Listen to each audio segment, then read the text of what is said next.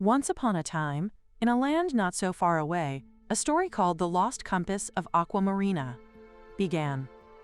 Deep beneath the sparkling waves, in the heart of the ocean, lay the magnificent city of Aquamarina. Buildings shimmered with coral and pearl, and the streets were paved with shimmering seashells. Aquamarina was ruled by the bravest bear in all the 7 seas, Prince Pirate Bear. He wore a hot pink crown, a pirate eye patch, and always had a kind smile for everyone. This year, the city buzzed with excitement for the annual Sunken Treasures Festival. Everyone was busy preparing, especially since the famous historical drawing contest was about to begin. Aditi, a young girl who loved magic and drawing, was particularly excited. She had spent weeks sketching her entry. Meanwhile, Tockie the Time Bunny, with his fluffy dark violet fur and pocket watch, hopped excitedly through the city. "It's almost time. It's almost time," he chirped, checking his pocket watch every few seconds. Tockie was never late, and he was determined to make sure everyone else was on time for the festival too. Suddenly, a worried polar puff, a cuddly snow bear with dark turquoise ears, waddled up to Prince Pirate Bear. "Your Highness, the golden compass is missing," she exclaimed. The golden compass was a very special artifact, said to guide anyone to any lost treasure. Its disappearance was a big problem. Prince Pirate Bear puffed out his chest. "Don't worry, Pola, we'll find it," he declared. He turned to Tockie and Pola. "We must solve the riddle." He pulled out a scroll with an old riddle. "Where the coral blooms, the forest weaves, the stories sleep, and the library believes." The search began! First, they visited the coral gardens. The gardens were a maze of colorful coral, where tiny seahorses played hide and seek. The first clue was hidden inside a giant clam, protected by a series of moving starfish puzzles.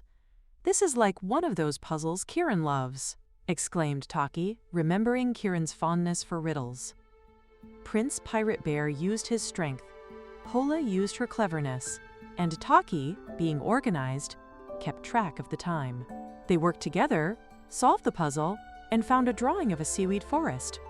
Aditi would have loved the artistry. Next, they journeyed to the seaweed forest, a place where giant seaweeds swayed like emerald ribbons.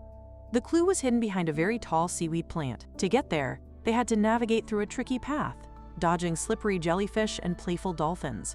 "This is like playing outside," exclaimed Max, as they carefully planned their route. They found a riddle hidden in a bottle. In the stories they tell, where the knowledge sleeps, what does the library sell? Inside the bottle was a sketch of the sunken library. Their drawing skills came to the test. Finally, the team arrived at the sunken library. The library was filled with ancient scrolls and books. The final clue was hidden in a secret chamber, only accessible during the historical drawing contest. The chamber was guarded by a magical illusion that seemed to change every few seconds. "We need to use kindness, not force, to find the golden compass," said Prince Pirate Bear, remembering his duties as a good leader. As they looked, they noticed that Aditi's drawing was the key. Her style of art was the only thing that would pass the magical barrier. They realized the final puzzle was not about finding the compass, but about understanding its true purpose. The golden compass wasn't really a treasure to keep. It was a clue leading them to an even bigger secret. The secret chamber held the ultimate surprise. The golden compass was not lost at all.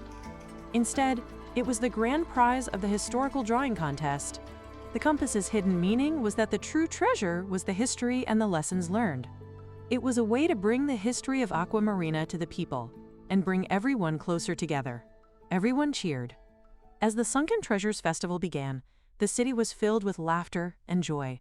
Aditi proudly displayed her beautiful drawing of the golden compass. Max was busy playing games with his friends, and Kieran enjoyed the riddles hidden throughout the festival. Prince Pirate Bear, Tockie, and Pola realized the importance of friendship and working together. They learned that even the most valuable treasures are less important than the history and knowledge around them. Prince Pirate Bear smiled. He was glad that he used his kindness to solve the mystery. "Hooray for teamwork!" cried Tockie as he adjusted his pocket watch. Pola gave everyone warm hugs, and together, they celebrated the spirit of Aquamarina. Let's see what a great listener you are. Can you answer the following question? What was the golden compass used for?